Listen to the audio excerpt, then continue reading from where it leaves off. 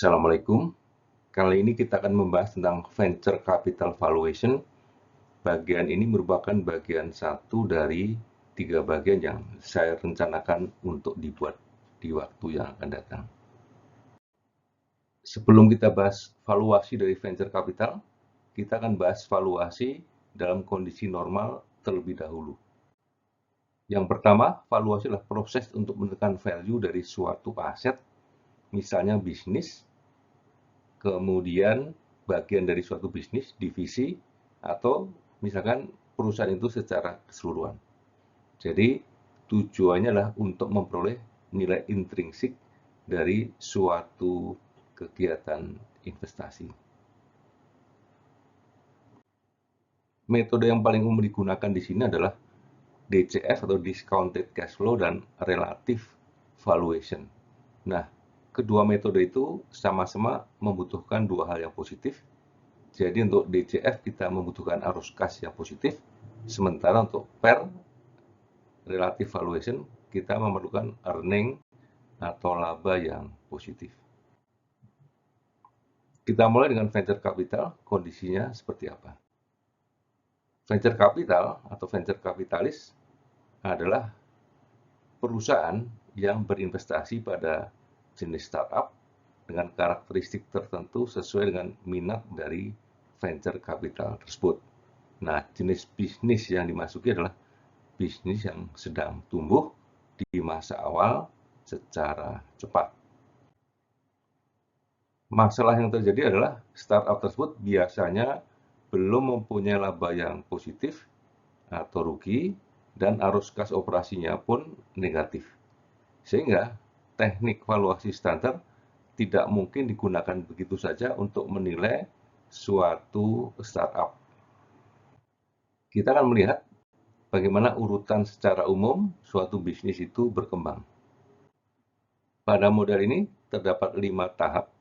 Yang pertama development stage, startup stage, survival, rapid growth, dan kemudian early maturity.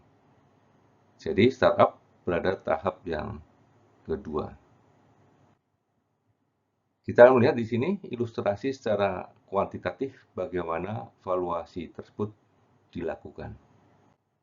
Pertama kita lihat ada 4 data. Jadi founder ini misalkan berencana akan keluar atau exit pada tahun kelima, dan pada tahun kelima tersebut perusahaan diharapkan sudah memperoleh keuntungan 25.000, dan untuk benchmark price to earning ratio diperoleh angka 20 pada jenis bisnis yang sama. Sementara itu saham yang beredar adalah 10.000 lembar. Pada kondisi awal ini, maka yang ada hanya si founder itu sendiri. Jadi belum terdapat pemegang saham yang lain. Nah, kemudian secara tipikal kita melihat ada 3 tahap pengembangan dari suatu bisnis startup. Pertama adalah munculnya angel investor, yang kedua adalah munculnya venture capital, dan yang terakhir adalah munculnya private equity. Pada video kali ini kita hanya membahas pada tahap pertama saja atau round A, yaitu tahap 1 dari 3 tahap yang ada. Tahap kedua dan ketiga akan dibuatkan video secara terpisah. Tentang return. Semakin awal suatu siklus bisnis suatu perusahaan, maka semakin tinggi risiko bisnisnya.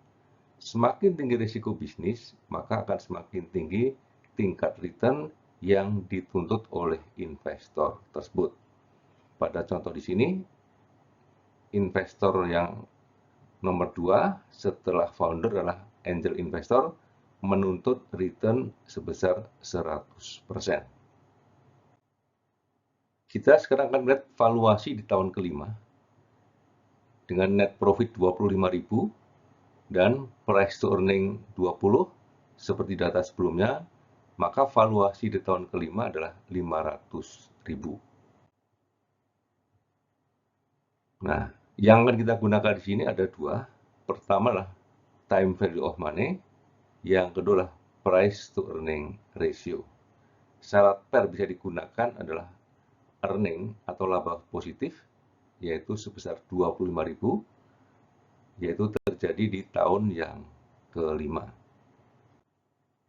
Tahap pertama, perusahaan melakukan estimasi dengan cara melihat proyeksi dimulainya memperoleh laba.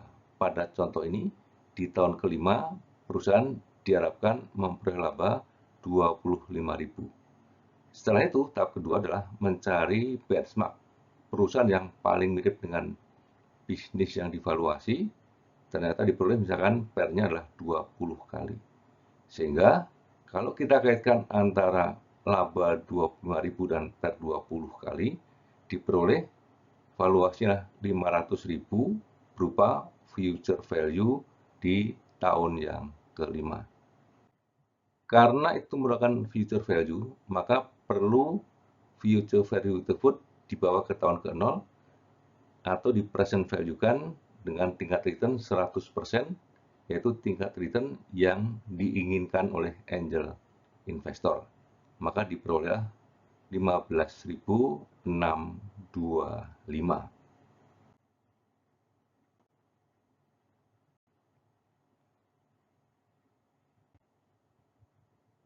Baik, kita lihat di sini, siapakah sebenarnya si angel investor ini? Angel investor pada dasarnya adalah seorang yang sudah mapan, mempunyai sejumlah uang, dan senang memberikan pendanaan pada perusahaan yang sedang berkembang sesuai dengan minatnya. Mereka biasanya berinvestasi pada bisnis yang mereka kuasai, sehingga tidak semua jenis bisnis startup mereka akan masuki, tapi kan sesuai dengan minat mereka masing-masing. Pada dasarnya mereka adalah orang kaya yang punya komitmen terlibat dalam investasi pada perusahaan-perusahaan di masa awal sesuai dengan minat yang melekat pada jenis bisnis yang mereka ketahui. Kita lihat sekarang bagaimana investasi angel ini mempengaruhi porsi kepemilikan di perusahaan. Dengan investasi 1.000, maka kita lihat di sini setara dengan 6,4% total present value 15.625. Akibat investasi angel ini, maka porsi kepemilikan founder berkurang 6,4%, jadi 100% dikurangi 6,4% menjadi 93,6%. Jumlah investasi dalam pengertian jumlah lembar founder tetap sama 10.000, tapi karena ada pendatang baru angel investor, maka porsi dari founder berkurang. Disinilah kemudian muncul istilah post money dan pre-money.